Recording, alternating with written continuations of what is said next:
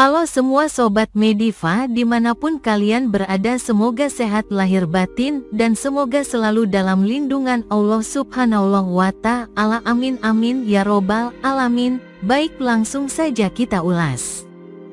Pertama, niat. Selanjutnya cara crossing dan harapan breeding atau istilahnya ternak merupakan hal mudah, yakni memadukan dua indukan jantan dan betina dengan cara disilangkan. Muncullah anakan. Tapi, bukan hal seperti itu yang diinginkan, melainkan bagaimana menciptakan hasil ternakan kualitas super seperti apa yang diharapkan. Mampu menghasilkan burung hasil akhir, meraih juara. Bila dijual harganya bisa puluhan juta, bahkan ratusan juta. Bisakah? Bagi penghobi pemula, menyilangkan kedua indukan bukan hal mudah. Tentu perlu pengalaman dan belajar lebih dalam tentang ilmu breeding. Kali ini, kembali membahas cara breeding ala Mania Bali, yang mencoba memadukan berbagai teori breeding yang didapat. Meski hasilnya tidak 100%, minimal, bisa mendekati apa yang diharapkan. Kalau kita berbicara detail, belajar, awal kali akan ternak dengan mempelajari istilah dalam breeding. Kita harus tahu, breeding seperti apa yang harus kita inginkan agar mendapat hasil ternakan berkualitas. Tentu semua ini merupakan harapan setiap peternak, baik itu peternak papan bawah sampai papan atas. Kali pertama yang harus kita pikirkan yakni niat. Niat mau buat apa anakan nantinya. Jika ingin buat parental stock, sebaiknya cari yang sama, loss vs loss, atau door vs door. Sifat anaknya pasti kuat, baru nanti di cross lagi sama yang lain type. Kalau beda type, tembak vs sprint, sah-sah saja. Jika kita memang mau ambil resiko, anaknya bisa banyak kemungkinan, bisa bagus, biasa-biasa saja atau malah jelek. Menurut pengalaman yang sudah kita jalankan, idealnya merpati yang dibreeding adalah jantan burung juara atau ada prestasi, betinanya saudara juara atau anak juara. Sedangkan soal sistem breeding, apakah crossbreed atau inline breeding, semua kembali kepada tujuannya awalnya. Kalau crossbreed, sifatnya try and error atau coba-coba. Kalau inline breeding, bertujuan mempertahankan gen yang dominan yang dimiliki merpati kita, sehingga nantinya akan muncul generasi yang memiliki tipe dan kualitas yang seragam. Kebanyakan tujuan dari ILB, inline breed, adalah untuk memurnikan keturunan dari indukan, dalam hal ini jantan yang kita punya. Dengan alasan untuk mendapatkan merpati jantan yang jenis atau terahnya, sifat, style terbang, mental dan lain-lain, yang paling mendekati dengan indukan aslinya. Karena usia merpati jantan lama-lama semakin tua, biasanya yang diturunkan adalah yang jantan. Serta paling mudah dinilai dan sampai saat ini baru merpati jantan yang dipakai untuk lomba. Sehingga bisa dengan jelas guna menilai kualitasnya, tuturnya. Lewat teori gen keturunan mengatakan, gen yang diturunkan tidaklah 100%, tetapi merupakan campuran dari kedua indukan yang diturunkan. Bisa 50% sampai 50%, bisa 75% sampai 25%, bisa 25% sampai 75%, bahkan 90% sampai 10% atau 10% sampai 90% dan sebagainya. Dari sini, biasanya sepasang merpati, X, jantan dan Y, betina, tersebut diambil beberapa anakannya, F1, jantan dan betina. Serta dilihat hasil dari F1 jantan tersebut mana yang paling mendekati dengan terah asalnya. Bila masih belum ada hasil yang mendekati, maka dicoba lagi untuk diturunkan, yaitu X dan F1 betina. Dan menghasilkan anakan-anak kedua, F2, dan dilihat lagi hasilnya. Begitu seterusnya sampai menghasilkan hasil yang paling mendekati. Secara gampangan, mudah dihitung atau diilustrasikan dengan perhitungan dari X sifat yang diturunkan ke F1 50% sampai 50%, kemudian dicampur lagi antara X dan F1, yang sudah ada 50% dari X. Maka diharapkan anakan F2 hasilnya merupakan pertambahan dari F1 yang sudah 50% dari X ditambah 50% lagi dari X, dan seterusnya, sehingga bisa menghasilkan hasil yang paling mendekati X.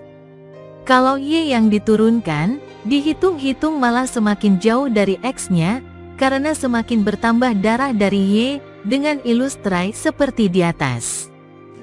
Begitu juga ke anak F1, dengan anak F1, ada yang bilang F1 seteluran jangan dicampur, karena kebanyakan akan menurunkan sifat jeleknya. Untuk hal yang ini tidak ada penjelasan ilmiahnya.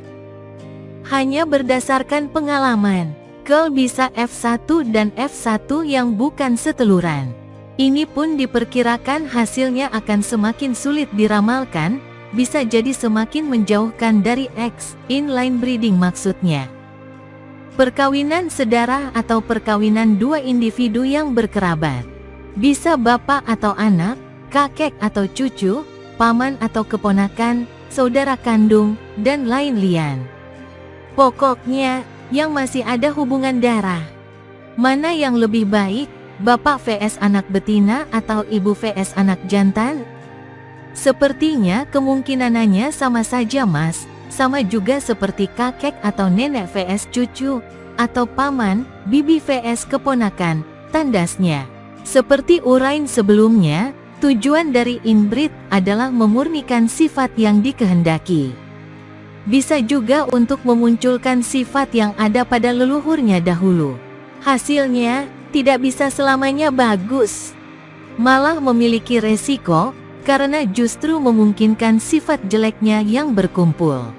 Inbreed yang terus-menerus, misalnya, antar saudara kandung, anaknya dikawinkan lagi. Dan seterusnya, juga bisa menyebabkan kematian, kehilangan kekebalan tubuh, dan pertumbuhan yang kerdil atau aneh. Tapi, buat peternak yang berani, hasil inbreed justru bisa menjadi gambaran keadaan genotipe atau sifat sesungguhnya dari indukan. Dan bisa segera mengafkirnya, kalau jelek.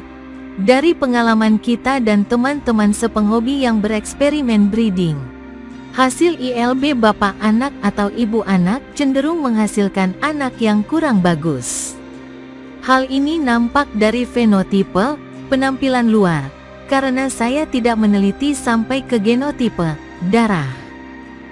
Kalau sampai ke genotipe, rasanya repot sekali mesti bawa sampel darah ke laboratorium.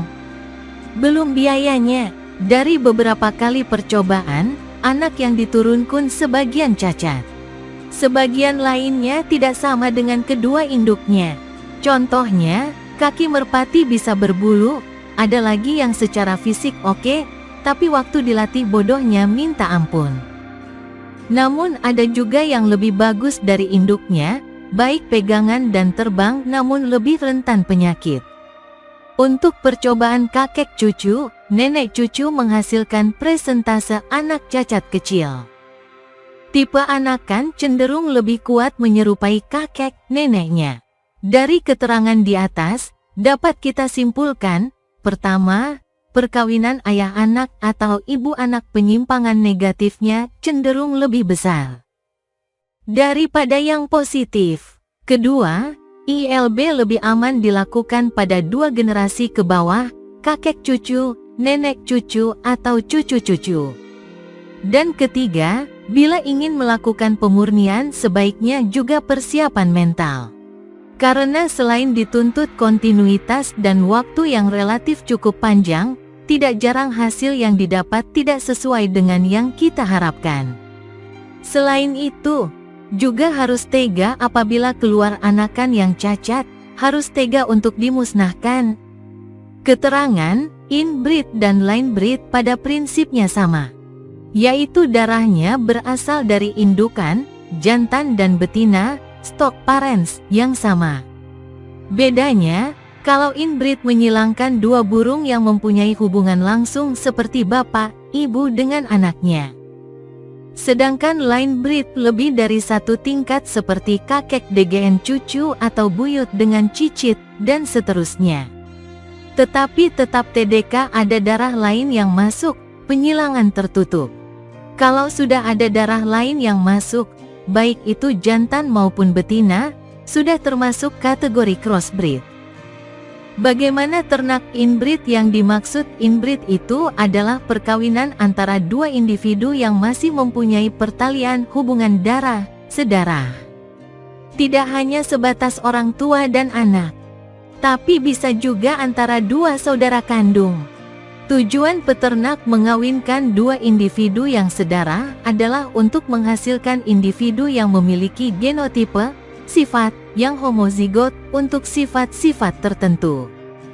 Selain itu juga untuk memurnikan sifat yang dikehendaki. Dapat juga merupakan usaha pemunculan sifat baik dari nenek moyang, orang tua yang bersifat resesif, sulit muncul. Pada beberapa peternak, perkawinan sedarah digunakan untuk homogenisasi keturunan, penyeragaman. Hal ini sangat diperlukan karena kualitas produk suatu peternak akan diragukan bila di lapangan terbukti bahwa kemampuan burung hasil ternakannya sangat beragam. Pamor peternak akan terangkat bila kualitas produknya hampir seragam, warna bulu, gaya terbang, semangat, mental, tembak, dan lain-lain. Kerugian dari perkawinan sedarah yang paling ditakuti adalah munculnya sifat resesif yang merugikan. Namun bagi peternak yang berani ambil resiko, hal ini merupakan suatu keuntungan. Karena dapat mengetahui keadaan genotipe, sifat, kedua induknya, dan dapat segera diafkir. Kerugian lain adalah pertumbuhan dan daya tahan penyakit akan semakin menurun dari generasi ke generasi.